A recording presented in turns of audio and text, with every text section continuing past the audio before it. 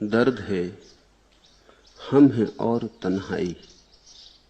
जिंदगी टूटा हुआ क्रम है और तन्हाई। कहने को लोग हैं, खुशियां हैं, तमन्नाएं हैं, न कोई दोस्त न हमदम है और तन्हाई। कोई आता है, आ रहा है, आएगा शायद, खूबसूरत या हमें भ्रम है और तन्हाई। उनके मिलते ही बिछुड़ने की कोई बात करो। रात है, घिरता हुआ तम है और तन्हाई। क्या करें, किसको पुकारें और कहां जाएं हम। आंख हर एक यहां नम है और तन्हाई। आदमी अकेला है और इस अकेलेपन के कारण दो यात्राओं पर आदमी जा सकता है। एक यात्रा है समाज की और एक यात्रा है सन्यास की। दोनों पैदा होते हैं अकेलेपन से, तन्हाई से। अकेला आदमी या तो अपने को बुलाने के लिए दूसरों का साथ खोजे, भीड़ खोजे, संबंध खोजे, संग खोजे, नाता रिश्ता खोजे, पत्नी में, पति में, बच्चों में, मित्रों में, परिवार में अपने को डुबा ले, भूल जाए कि मैं अकेला हूं। तो समाज की यात्रा शुरू हुई। लेकिन ऐसे कोई कभी भूल नहीं पाता। बार बार तन्हाई उभर उभर के निकलती रहती, जगह जगह से छेद हो जाते और जगह जगह से दिखाई पड़ता है वो सत्य जिसे हमने झुठलाने की कोशिश की है। लाख पत्नी हो, पति हो, मित्र हो, परिजन हो, फिर भी तुम होते तो अकेले ही हो। अकेलेपन को इतने जल्दी मिटा देने का कोई उपाय नहीं। इतने सस्ते में अकेलापन जाता वस्तुतः संन्यास नहीं हो पाए। घरों से छोड़ के भाग गए होंगे, संन्यास नहीं घटित हुआ है। उनका विरस हो गया है। घर से वो परेशान हो गए, पत्नी से परेशान, बच्चों से परेशान, क्रोध में चले गए, किसी बोध में नहीं। अगर बोध में गए हो तो जाने की जरूरत क्या है। क्रोध में ही आदमी भागता है या भय में भागता है। बोध में तो भागने की जरूरत नहीं, बोध में तो स्थिर हो जाता है। बोध में तो जहां है वहीं ज्योतिर्मय हो जाता है। बोध में तो जहां है वहीं चिन्मय की वर्षा हो जाती। बोध में फिर क्या पहाड़ और क्या बाजार, क्या घर और क्या मंदिर, सब बराबर है। भगोड़ों में रस तो नहीं है, विरस है, पर विरस भी तो रस का ही रूप है। जैसे दूध फट गया, ऐसा विरस है, रस फट गया, लेकिन है दूध का ही रूपांतरण। जैसे कोई चीज रखी रखी बासी होकर खट्टी हो गई, मगर है तो उसी का रूपांतरण। इसलिए सन्यास को तुम त्याग मत समझना। सन्यास ना तो भोग है और न त्याग है। फिर सन्यास क्या है? सन्यास इस बात का बोध है कि न तो दूसरे से कुछ मिला है न मिल सकता है। नाराजगी का भी कोई कारण नहीं, क्योंकि नाराजगी का तो अर्थ ही यह होता है कि अभी भी यह बात मन में बनी है कि मिल सकता था और नहीं मिला। नाराजगी का क्या अर्थ होता है? तुम अगर अपनी पत्नी पर नाराज हो तो तुम यह कह रहे हो कि गलत पत्नी मिल गई, अगर ठीक पत्नी मिलती तो हम सुखी हो जाते। तुम अगर बेटे से नाराज हो तो तुम यह कह रहे हो कि कहां का बेटा घर में पैदा हो गया, कुपुत्र पैदा हो गया। सुपुत्र होता तो हृदय में बड़ी शांति हो जाती, बड़ा आनंद हो जाता।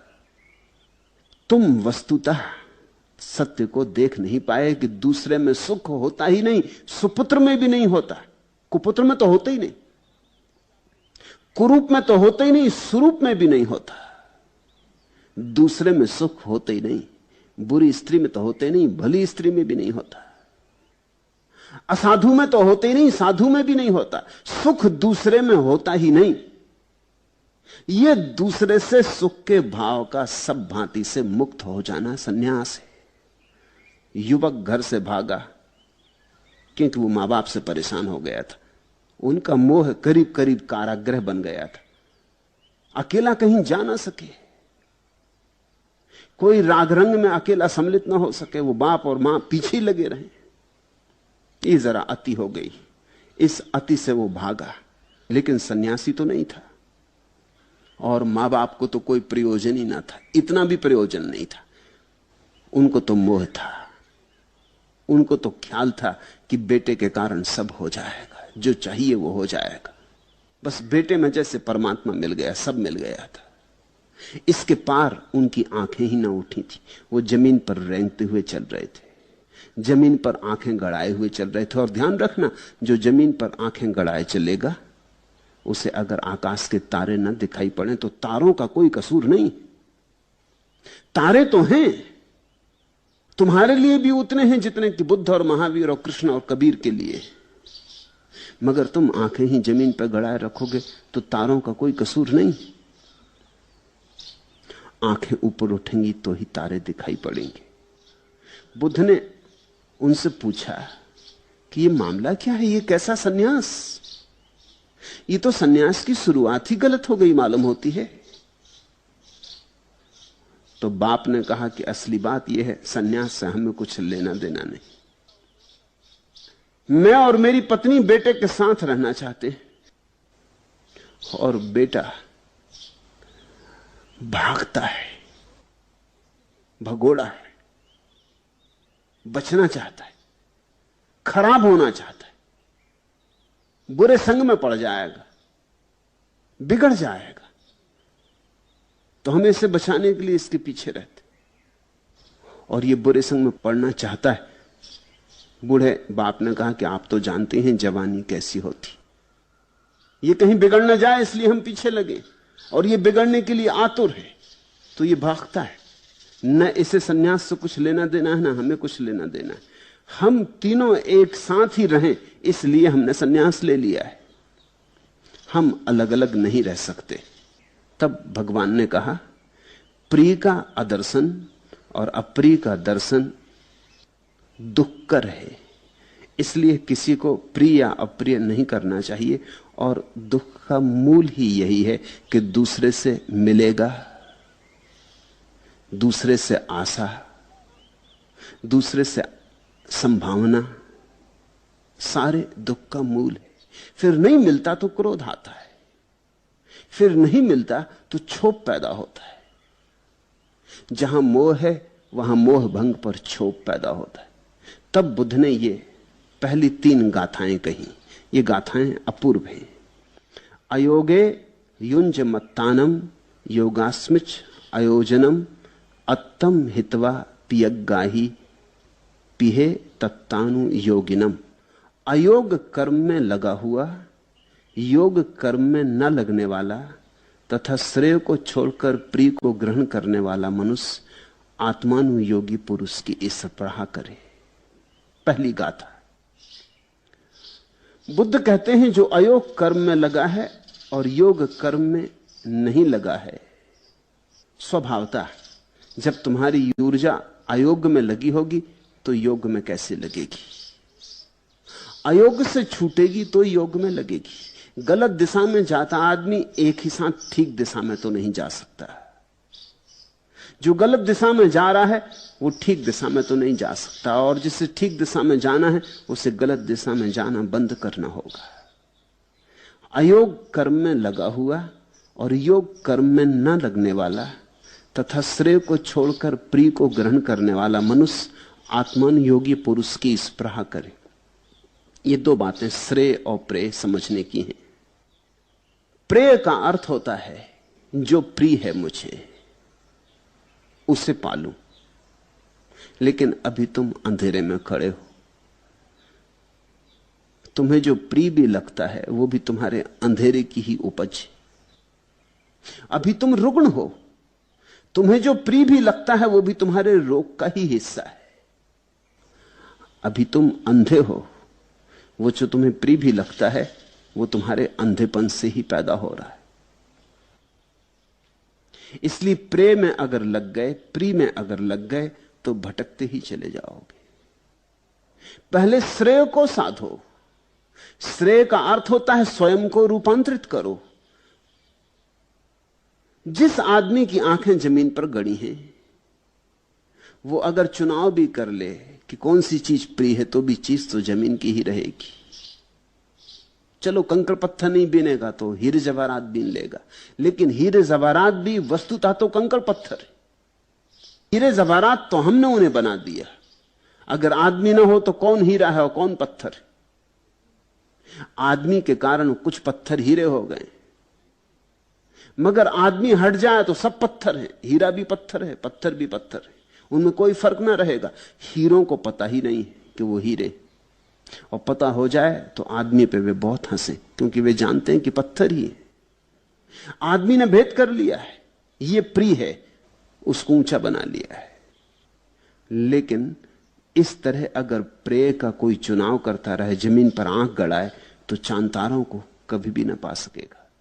श्रेय का अर्थ होता है पहले आंखें उठाओ, पहले अपने को उठाओ। श्रेय का अर्थ होता है पहले शुभ बनो। श्रेय का अर्थ होता है पहले सत्व में उठो। श्रेय का अर्थ होता है पहले शिवत्व में जागो। श्रेय का अर्थ होता है पहले थोड़ी दिव्यता का अनुभव करो, फिर प्रिय को चुनना। जो आदमी श्रेय को चुन लेता है वो प्रेय को पा ही लेता है, क्योंकि श्रेय की आखिरी अवस्था में सिर्फ परमात्मा के अतिरिक्त और कोई प्रेय नहीं रह जाता। श्रेय की ऊंचाई पर सिवाय आत्मानुभव के और कोई चीज प्रिय नहीं रह जाती। तो अभी जो प्रिय को खोजेगा वो भटकता चला जाएगा। अब ये मजे की बात समझना, अभी जो प्रिय को खोजेगा वो प्रिय को तो पाएगा ही नहीं और श्रेय को भी चूक जाएगा, क्योंकि प्रिय तो एक ही है, वो तुम्हारे अंतरतम में बसा है, वो तुम्हारे हृदय का मालिक है, वो प्रीतम तुम्हारे भीतर बैठा है और तुम बाहर टटोल रहे हो। कभी ये चीज को प्रेय मान लेते हो, कभी उस चीज को प्रेय मान लेते हो। कहते हो कभी बड़ा मकान, कहते हो कभी बड़ा हीरा, कभी कहते हो बड़ी दुकान, बड़ी कार। कुछ करते रहते हैं, खोजते रहते, कहीं भी पाते नहीं हो प्रिय को। जो मिल जाता है वही व्यर्थ हो जाता है। क्या तुम्हारे जीवन का अनुभव भी यही नहीं? जो मिल जाता है वही व्यर्थ हो जाता है। जब तक नहीं मिला तब तक सार्थक मालूम होता है। बड़े से बड़े महल में भी पहुंच के कितने दिन तक महल सुख देता है? 2-4 दिन। पालेने की तरंग रहती है, अकड़ रहती है कि मिल गया। 2-4 दिन के बाद तुम भूल जाते हो। जो महलों में रहते हैं, कोई 24 घंटे महल को याद रखते, महल झोंपड़े जैसे ही भूल जाते हैं और बड़े महलों के सपने उठने लगते हैं। सब महल छोटे हो जाते, जो है वही व्यर्थ हो जाता है। तो श्रेय का अर्थ होता है पहले स्वयं को जगाओ। तुम जाग गए तो ही तुम प्रेय को खोज सकोगे। तुम सोए सोए टटोलते रहे तो तुम गलत को ही पकड़ते रहोगे। तुम ही गलत हो तो तुम ठीक को कैसे खोजोगे? श्रेय की तलाश करने वाला श्रेय को तो पा ही लेता है और अचानक एक दिन पाता है प्रेय मुफ्त में मिल गया, श्रेय की छाया की तरह मिल गया। तो बुद्ध कहते हैं श्रेय को छोड़कर प्रिय को ग्रहण करने वाला मनुष्य उस व्यक्ति के साथ स्पर्धा करे, उस व्यक्ति के साथ स्पर्धा करे जो आत्मानुयोगी है, जो अपने भीतर जा रहा है, आत्मा की तलाश कर रहा है।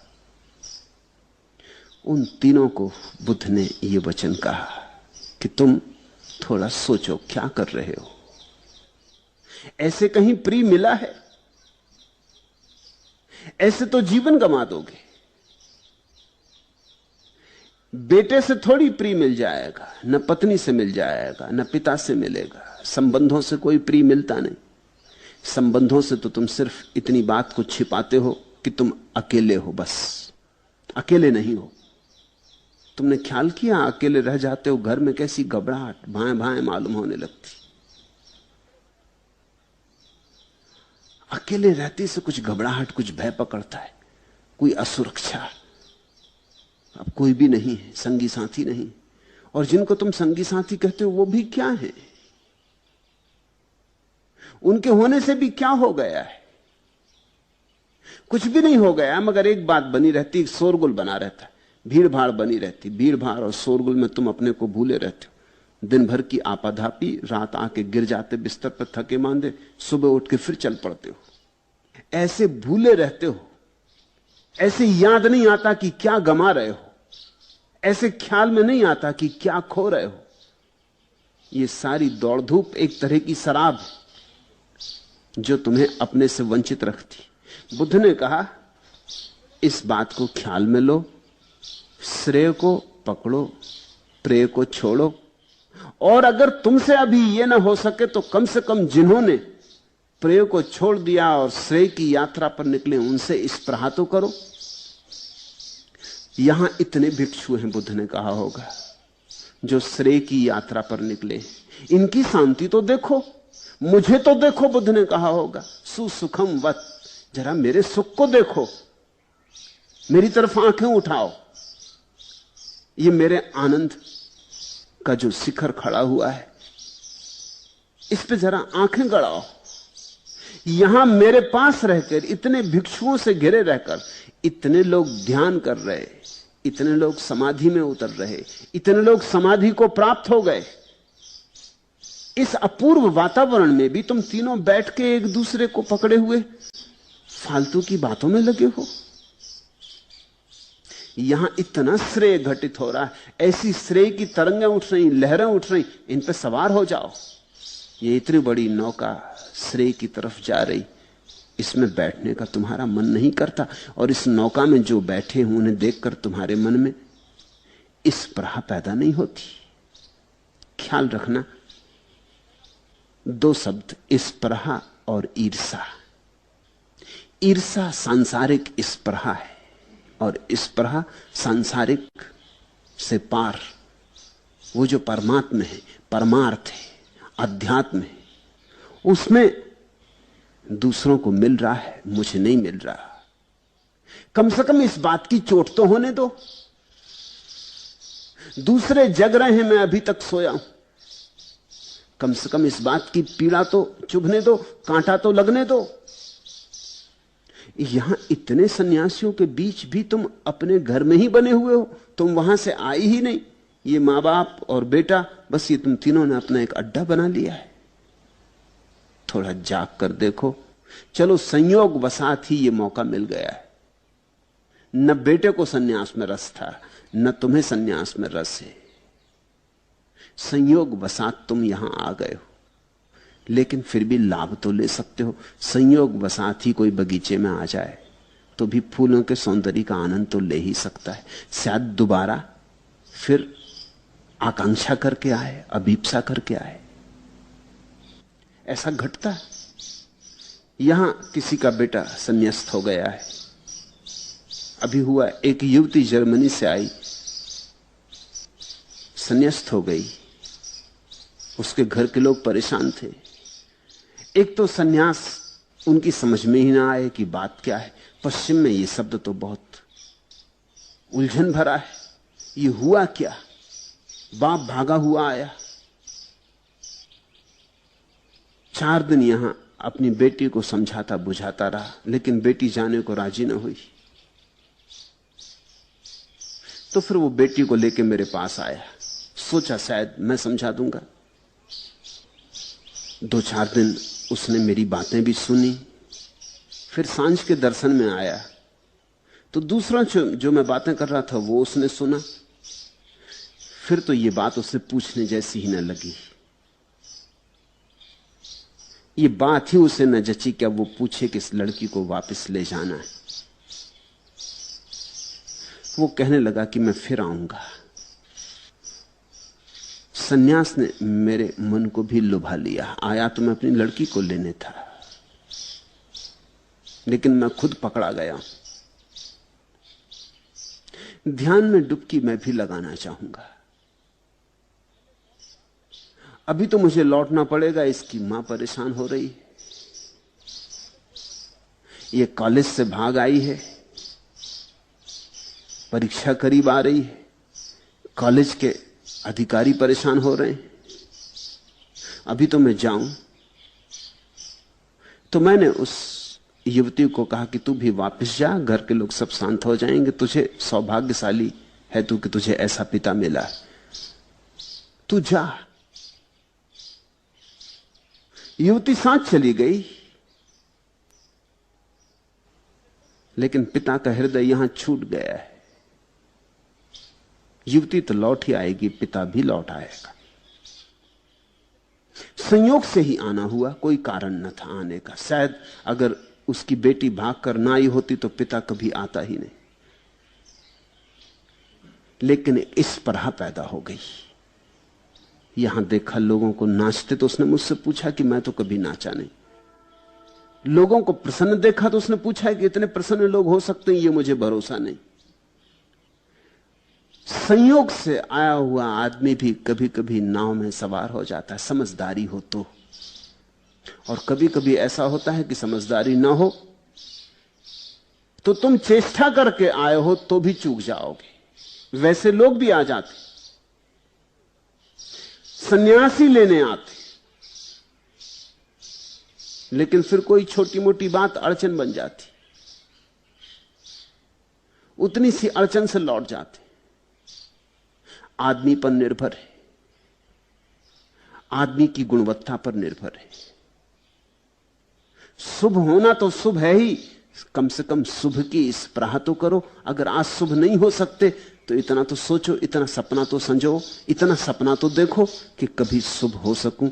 और जिनको शुभ घटित हुआ है उनके साथ थोड़ा सा ख्याल तो करो कि यह भी हो सकता है, और जो इन्हें हुआ है वह मुझे भी हो सकता है। मां पिए ही समागच्छी अपिए ही कुदाचनम, पियानम अदसनम दुखम अपियांच दंसनम। प्रियों का संग ना करे, बुद्ध ने कहा, ना कभी अप्रियों का ही संग करे। प्रियों का न देखना दुखद है और अप्रियों का देखना दुखद है। बुद्ध ने कहा दुख के दो कारण हैं। प्रिय से मिलन न हो तो दुख होता है, अप्रिय से मिलन हो जाए तो दुख होता है।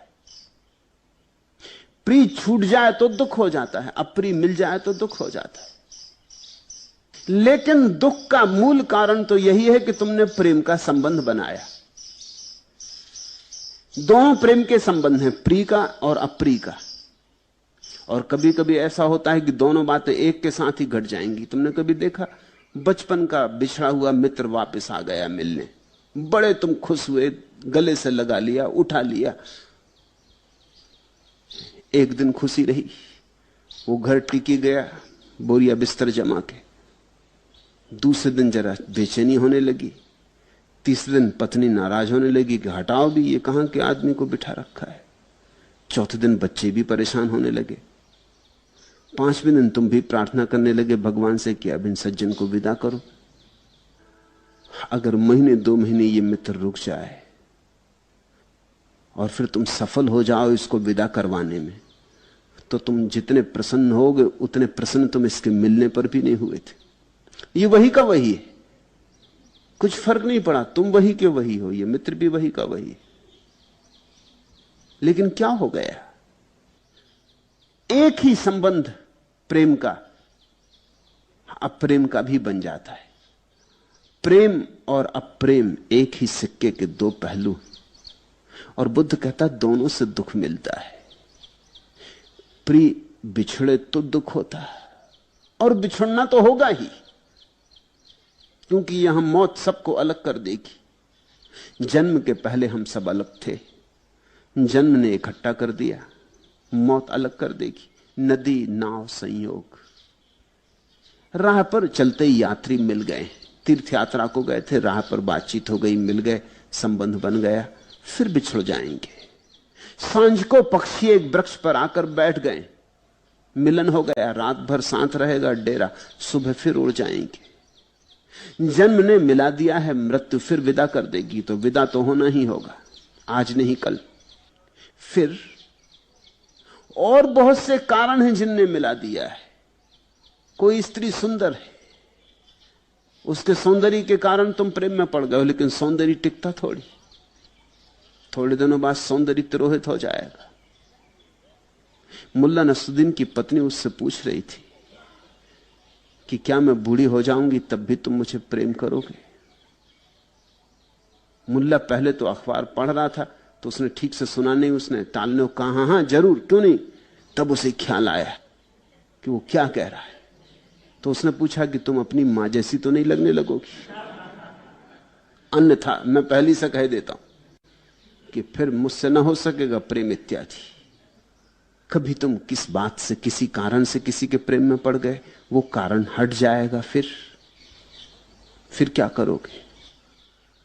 और कारण ना भी हटे तो भी जो चीज तुम्हें प्रीतिकर मालूम पड़ती है, जब दूर होती है, पास आने पर, मिल जाने पर उतनी प्रीतिकर मालूम होगी। अपनी पत्नी किसी को सुंदर मालूम होती, अपना पति किसी को सुंदर मालूम होता। सौंदर्य दूर से मालूम होता है, सौंदर्य जो उपलब्ध नहीं है उसमें मालूम होता है। सौंदर्य का अधिकतम प्रभाव तो जितना कठिन हो पाना उसमें होता है, जितना सरल हो जाए उतना ही सौंदर्य समाप्त हो जाता है। अगर कोई स्त्री बहुत दुर्लभ हो कि मिल ही ना सके, तो उसका सौंदर्य सदा बना रहेगा।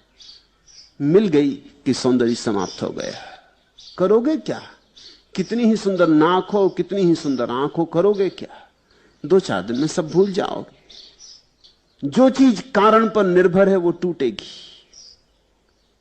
तो यहां प्रिय का मिलन भी होगा, प्रिय का बिछुड़ना भी होगा, यहां प्रेम की घटना भी घटेगी और फिर प्रेम खट्टा होकर अप्रेम भी बनेगा। इसलिए प्रेम सब तरह से दुख देता है। प्रेम रहे तो दुख देता है, फिर प्रेम छूट जाए तो दुख देता है, फिर अप्रिय मिल जाए तो कठिनाई हो जाती। तो बुद्ध कहते हैं, मां पिए ही समागंछी अप्रिय ही कुदाचनम। प्रियों का संग ना करे, ना कभी अप्रियों का संग करे। इसका क्या अर्थ हुआ? क्या किसी का संग ही ना करोगे? प्रियों का देखना दुखद, अप्रियों का देखना दुखद, तो क्या फिर किसी के साथ ही कभी खड़े ना होगे? तो बौद्ध भिक्षु भी तो एक के दूसरे के साथ थे, खुद बुद्ध भी तो हजारों भिक्षुओं के साथ थे। नहीं, बुद्ध के कहने का इतना ही तात्पर्य है कि बीच में प्रेम के संबंध खड़े मत करना, साथ रहो, संबंध के सेतु मत जोड़ो। तुम अलग, दूसरा अलग, तुम अपने एकांत में शिखर, वो अपने एकांत में शिखर। एकांत पर हमला मत करो, एकांत पर हावी मत हो। एक दूसरे के एकांत को नष्ट मत करो, एक दूसरे के मालिक मत बनो और ना एक दूसरे को अपना मालिक बनाओ। मुक्त रहो, साथ रहो तो भी संग ना बनाओ। यही मेरी देशना है। इसलिए मैं तुमसे यह भी नहीं कहता कि घर भी छोड़ो, मैं कहता हूं घर छोड़ के भी कहां जाओगे? आश्रम में रहोगे तो आश्रम घर बन जाएगा। घर से भागने का उपाय क्या? कहीं तो रहोगे, वहीं घर बन जाएगा। जहां रहोगे उसका नाम घर है। पत्नी को छोड़ के भाग जाओगे, बेटे को छोड़ के भाग जाओगे, किसी के साथ तो रहोगे, उसी से संबंध बन जाएंगे, लगाओगे नहीं। इसलिए भागने का कोई सवाल नहीं है। दो व्यक्तियों के बीच में जो संबंध का सेतु होता, कड़ी होती, वो भर गिरा दो। पत्नी के ही साथ रहो, लेकिन अब पति होके नहीं, पति का भाव जाने दो। बेटे के साथ रहो, लेकिन बाप होकर नहीं, बाप का भाव जाने दो। वो तो सिर्फ भाव ही है, पानी के बबूले हैं और कुछ भी नहीं। फूंक मारे से उड़ जाते, जरा से बोध की चोट से टूट जाते।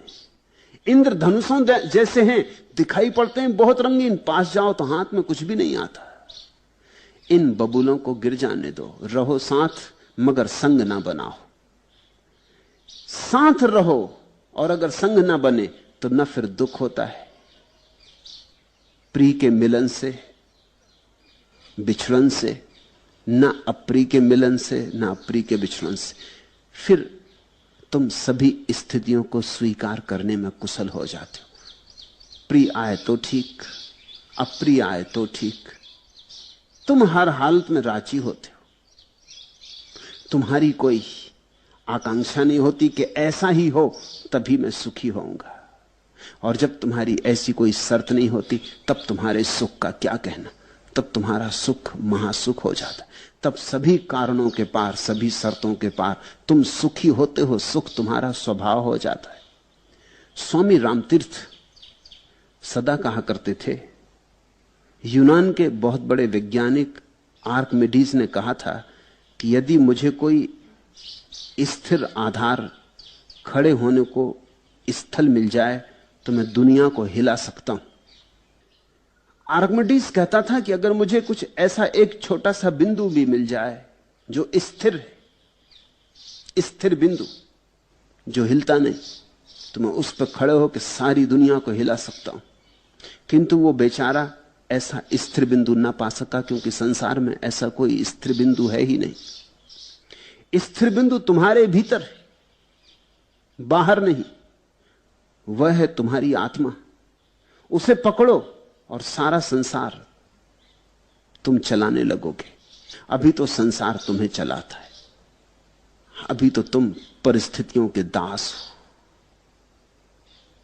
अभी तो जरा सी बात बाहर घटती है और तुम कब जाते हो। अभी तो कोई भी चीज तुम्हें सुखी और दुखी कर जाती है। अभी तुम अपने मालिक नहीं हो। तो स्वामी रामतीर्थ कहते थे, और ठीक कहते थे,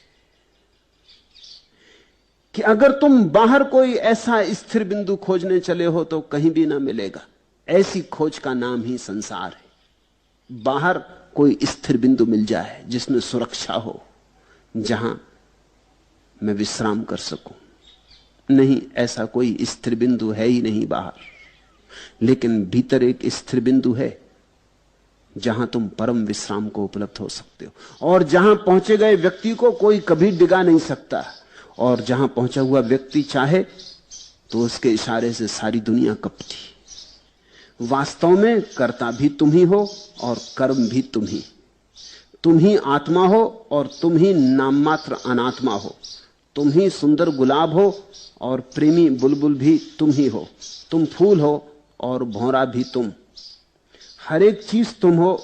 भूत और प्रेत, देवता और देवदूत, पापी और महात्मा, सब तुम ही हो। यह है सन्यास का मार्ग। इस बात को जानना कि मेरा संसार मेरे भीतर है, यह है सन्यास का मार्ग। इस बात को जानना कि मेरा सुख मेरे बाहर है, यह है संसार का मार्ग। अपना केंद्र अपने से बाहर मत बनाओ, ऐसा करने से तुम गिर पड़ोगे। अपना पूर्ण विश्वास अपने में जगाओ, अपने केंद्र में बने रहो, फिर तुम्हें कोई भी चीज हिला ना सकेगी। जब बुद्ध कह रहे हैं कि संग साथ में बहुत अपने को न डुबाए, इतना ही कह रहे हैं कि अपने केंद्र तुम स्वयं बनो। तीसरा सूत्र, तस्मा पियम न कथिराय, पिया पायो ही पाप को, गंथा तेसम न विजंती, एसम नत्थी पिया पियम। इसलिए किसी को अपना प्रिय न बनावे। प्रिय से वियोग दुखद होता है, और जिनके प्रिय और अप्रिय नहीं होते वे निर्ग्रंथ होते। ये निर्ग्रंथ की परिभाषा समझो।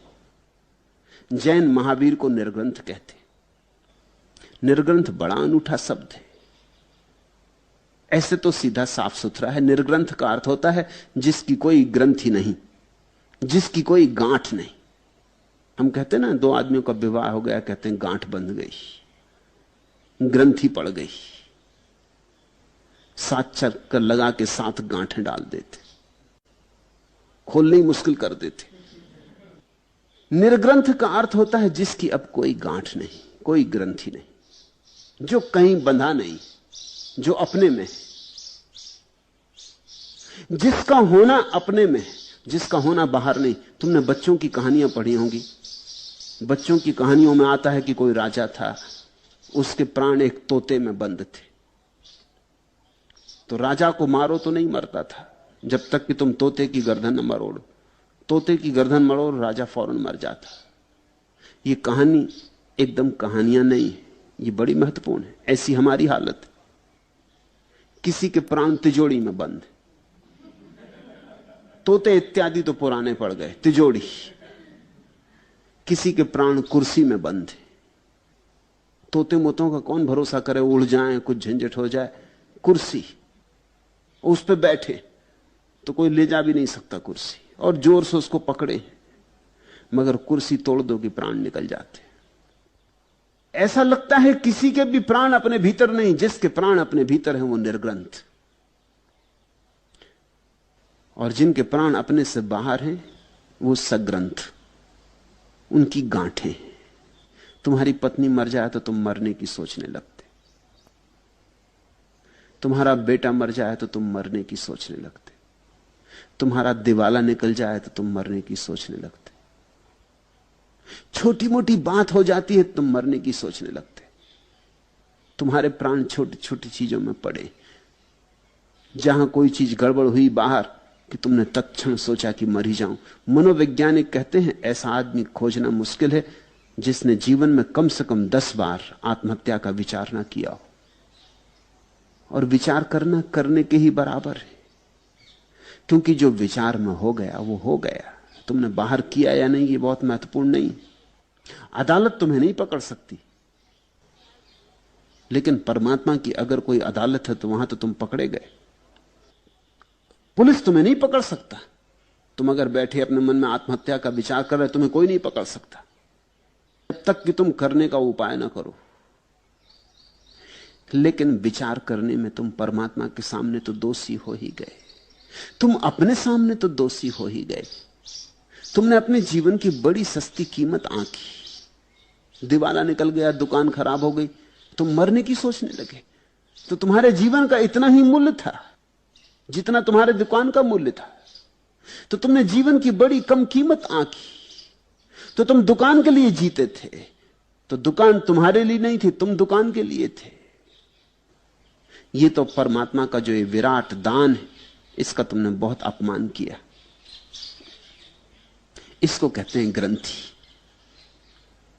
निर्ग्रंथ का अर्थ होता है जिसकी कहीं कोई गांठ नहीं।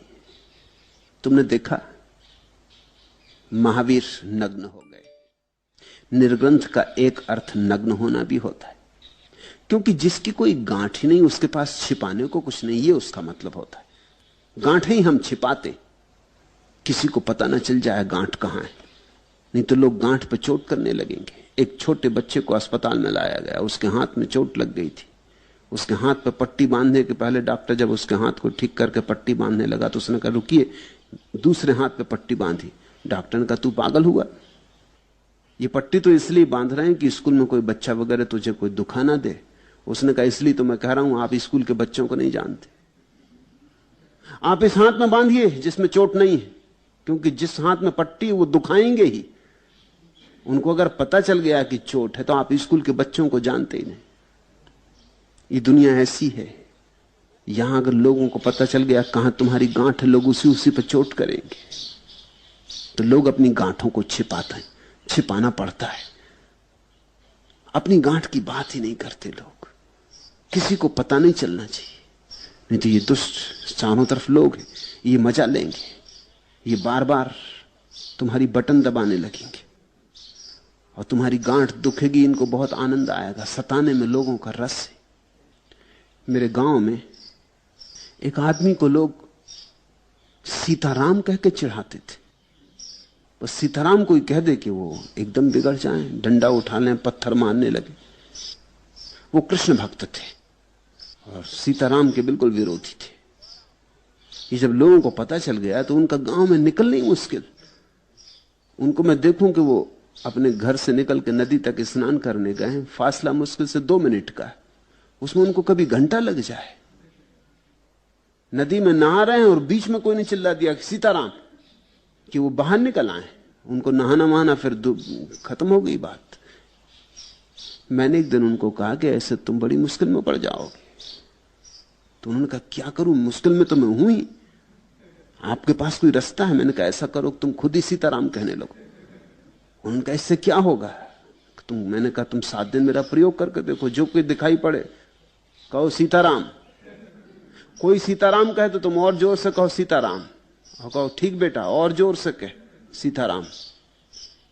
उन्होंने कहा इससे होगा क्या? मैंने कहा तुम 7 दिन करके देखो। 7 दिन में गांव सन्नाटा हो गया, कोई उनसे सीताराम ना कहे। सार क्या रहा, गांठ ही हाथ के बाहर हो गई। वो जो गांठ थी वो ये थी कि वो सीताराम में चिढ़ते थे, सीताराम में उन पर चोट लगती थी। जब ये खुद ही आदमी सीताराम कहने लगा तो अब क्या सार है। वो मेरे पास आए और बोले कि बात गजब की है, काम कर गई। अब तो मैं निकलता हूं तलाश में, मुझे भी मजा आने लगा है कि कोई कह दे सीताराम, मगर कोई कहते ही नहीं। जो लोग पहले चिढ़ाते थे वो ऐसा आंख बचा के निकल जाते हैं, गली कूचे में से निकल जाते। नदी पे मैं नहाता रहता हूं, कोई नहीं कहता सीताराम। जैसे ही तुम्हें लोगों को तुम्हारी गांठ पता चल जाए, लोग सताने लगते, वही वही करने लगते। महावीर नग्न हो गए, इसका अर्थ इतना ही है कि जब कोई गांठ ना रही तो अब छिपाने को कुछ ना रहा, निर्ग्रंथ हो गए, छोटे बच्चे की भांति खड़े हो गए।